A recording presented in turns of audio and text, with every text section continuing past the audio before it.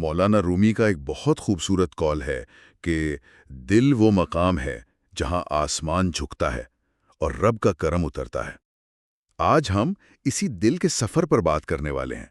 ہمارا پاس کچھ ایسی تحریریں ہیں جو مولانا رومی کی تعلیمات کی روشنی میں ذکر قلبی کے رازوں سے پردہ اٹھاتی ہیں۔ تو آج کا ہمارا مشن یہ سمجھنا ہے کہ یہ سفر یعنی دل کے بیدار ہونے سے لے کر اس کی تکمیل تک یہ اصل میں ہے کیا، اور یہ شروع کیسے ہوتا ہے۔ اور یہ نقطہ بہت اہم ہے کہ ان تحریروں کے مطابق ذکر قلبی صرف زبان سے کچھ الفاظ دہرانا نہیں ہے، یہ اس سے کہیں زیادہ گہرا عمل ہے۔ یوں سمجھیں کہ یہ دل کی وہ کیفیت ہے جس میں وہ لاشعوری اور مسلسل طور پر اپنے رب کی موجودگی سے آگاہ رہتا ہے۔ ایک ایسی دھن ہے جو روح کے پس منظر میں ہر وقت چلتی رہتی ہے، چاہے آپ کچھ بھی کر رہے ہوں۔ اور سب سے حیران کن بات یہ ہے کہ یہ سفر انسان خود شروع نہیں کرتا، بلکہ اس کی ابتدا خدا کی طرف سے ایک پہلے لمس سے ہوتی ہے۔ آج ہم اسی روحانی بیداری کے مختلف مراحل اور ان کی نشانیوں کا جائزہ لیں گے۔ ٹھیک ہے، تو آئیے اس کی گہرائی میں اترتے ہیں۔ یہ سفر شروع کیسے ہوتا ہے؟ اگر یہ انسان کی کوشش سے نہیں ہوتا تو پھر اس کا نقطۂ آغاز کیا ہے؟ ان تحریروں میں اس بات پر بہت زور دیا گیا ہے کہ ابتدا اللہ کی طرف سے دل پر ہونے والے ایک خاص لمس سے ہوتی ہے، اور اس کی پہلی علامت بڑی عجیب ہے۔ وہ ہے بے چینی، ایک ایسی بے چینی جس کی کوئی ظاہری وجہ سمجھ نہیں آتی۔ جی۔ اور اس بے چینی کی کیفیت کو بہت خوبصورتی سے بیان کیا گیا ہے۔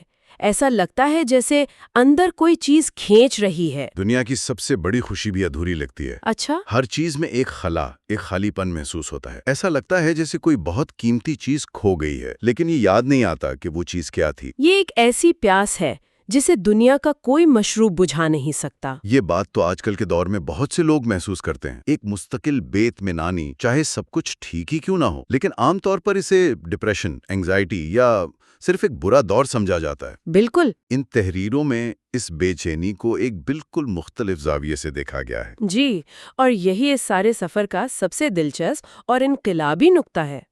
ان ذرائع کے مطابق یہ بے چینی کوئی سزا یا بیماری نہیں، بلکہ ایک انتخاب کی پہلی نشانی ہے۔ ایک جگہ کہا گیا ہے کہ جب رب کسی دل کو اپنا بنانا چاہتا ہے تو سب سے پہلے اس دل کو دنیا سے بیگانہ کر دیتا ہے۔ دنیا سے بیگانہ کر دیتا ہے۔ جی، یعنی دنیا کی وہ چیزیں جو کل تک سکون دیتی تھیں اب بے معنی اور پھیکی لگنے لگتی ہیں۔ یہ ایک طرح سے دل کی ری سیٹنگ ہے۔ خدا دنیا کو آپ کے لیے بے ذائقہ کر دیتا ہے تاکہ آپ اصل ذائقے کی طرف متوجہ ہوں۔ یہ تو ایک بہت بڑا نقطہ ہے، یعنی جس چیز کو ہم منفی سمجھ کر اس سے بھاگنے کی کوشش کرتے ہیں وہ دراصل ایک دعوت ہو سکتی ہے۔ لیکن یہاں ایک عملی سوال پیدا ہوتا ہے۔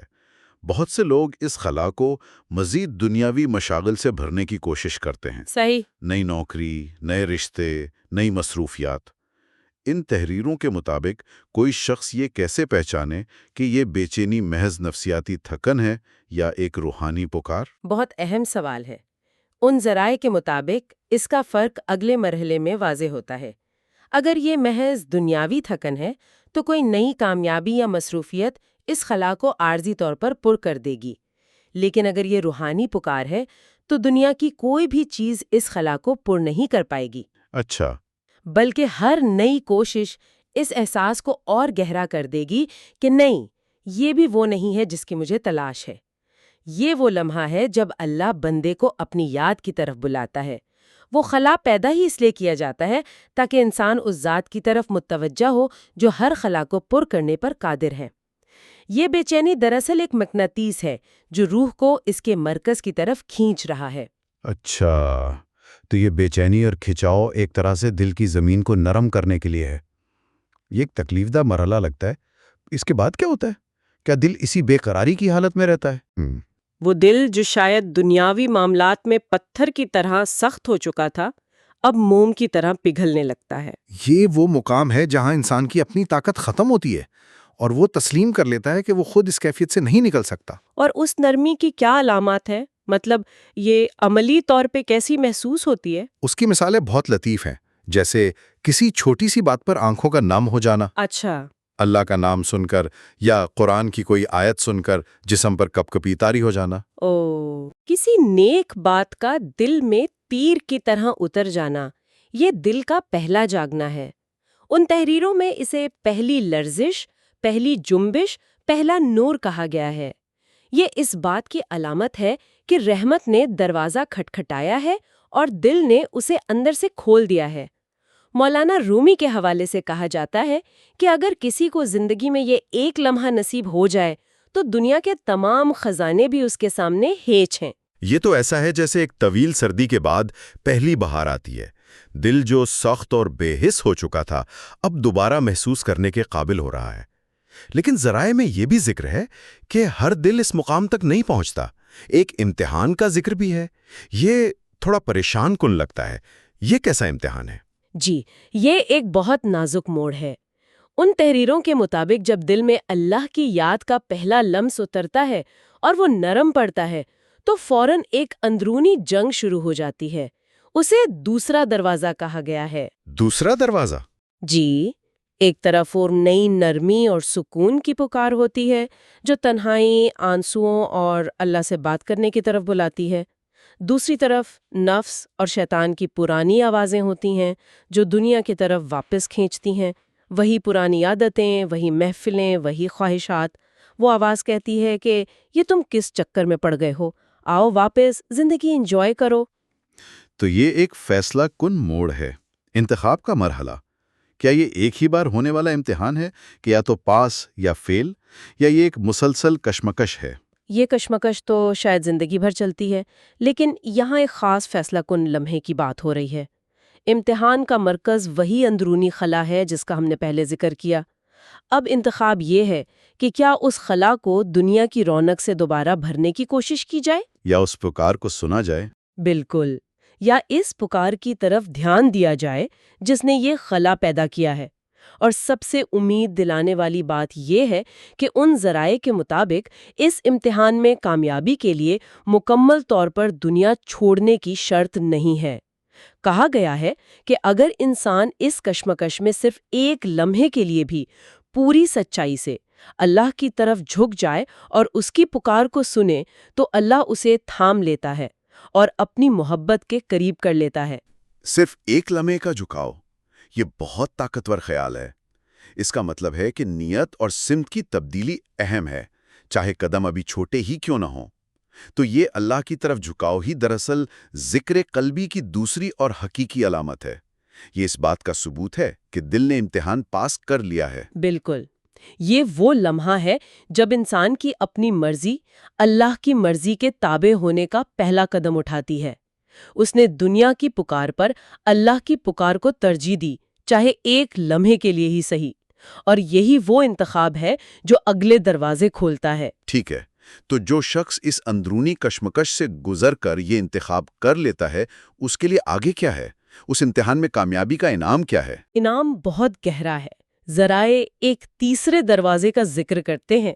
کہا جاتا ہے کہ اس مرحلے پر دل میں ایک ایسی روشنی جاگتی ہے جو آنکھوں کو تو نظر نہیں آتی، مگر وہ انسان کی سوچ اور بصیرت کو بدل دیتی ہے۔ اچھا، یہ ایک مکمل تبدیلی کا مرحلہ ہے۔ یہ اب صرف احساسات کی تبدیلی نہیں بلکہ پورے وجود کی تبدیلی ہے۔ اور اس روشنی کے عملی اثرات کیا ہوتے ہیں؟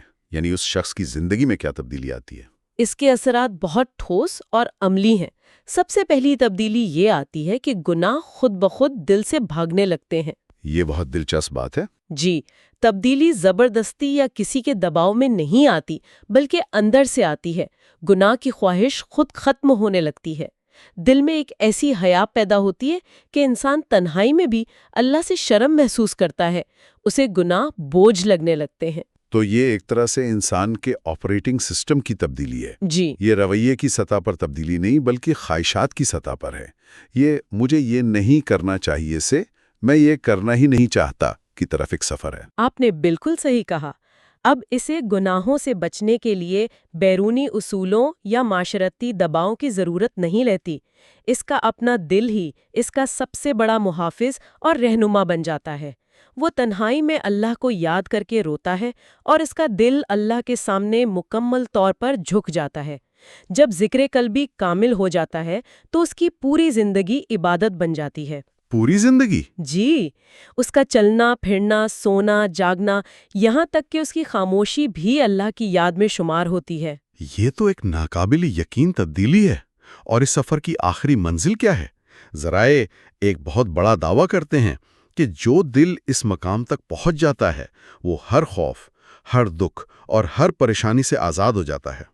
آج کی دنیا میں یہ تقریباً ناممکن لگتا ہے۔ یہ دعویٰ بڑا ضرور ہے، لیکن اس کے پیچھے گہری منطق ہے۔ خوف ہمیشہ مستقبل کا ہوتا ہے اور غم ہمیشہ ماضی کا۔ جو دل اللہ کی یاد میں مکمل طور پر حال میں جینا سیکھ لیتا ہے، وہ ان دونوں کیفیات سے اوپر اٹھ جاتا ہے۔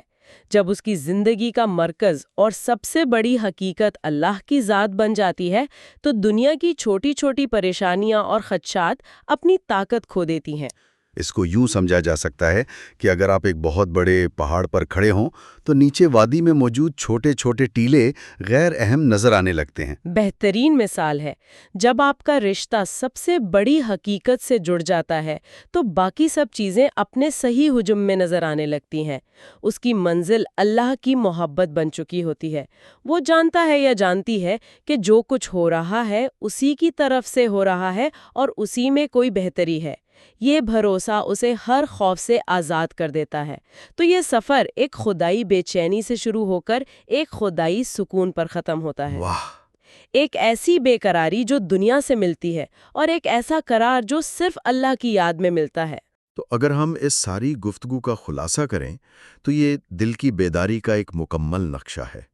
یہ سفر اللہ کی طرف سے ایک پہلے لمس سے شروع ہوتا ہے جو دنیا میں ایک بے چینی اور اجنبیت کا احساس پیدا کرتا ہے۔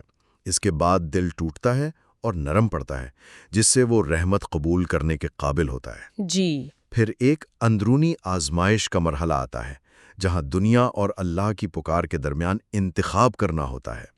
اس انتخاب کے بعد دل میں ایک باطنی روشنی پیدا ہوتی ہے، جو انسان کو اندر سے بدل دیتی ہے، یہاں تک کہ اس کی خواہشات بھی پاک ہو جاتی ہیں۔ اور آخرکار اللہ کی محبت اور اس پر کامل بھروسہ اسے ہر دنیاوی خوف اور غم سے آزادی دلا دیتا ہے۔ بالکل، یہ سفر دنیا میں اجنبیت کے احساس سے شروع ہو کر خدا کی یاد میں اپنا اصل گھر تلاش کرنے پر مکمل ہوتا ہے۔ یہ ایک بہت گہری اور امید دلانے والی گفتگو تھی۔ اور آخر میں سننے والوں کے لیے غور و فکر کے لیے ایک سوال چھوڑنا چاہوں گی۔ ان تحریروں سے یہ واضح ہے کہ یہ سفر انسانی کوشش سے نہیں بلکہ ایک خدائی پکار سے شروع ہوتا ہے، جو اندرونی بے چینی کی شکل میں ظاہر ہوتی ہے۔ آج کی دنیا جو ہر طرف خلفشار اور شور سے بھری ہے اور جو ہمیں ہر لمحہ مصروف رکھنے کے لیے بنائی گئی ہے، اس شور میں کوئی ایسی لطیف پکار کو کیسے سن سکتا ہے؟ اور اس سے بھی اہم سوال، کوئی اسے عام پریشانی یا عدم اطمینان سے الگ کیسے سمجھ سکتا ہے؟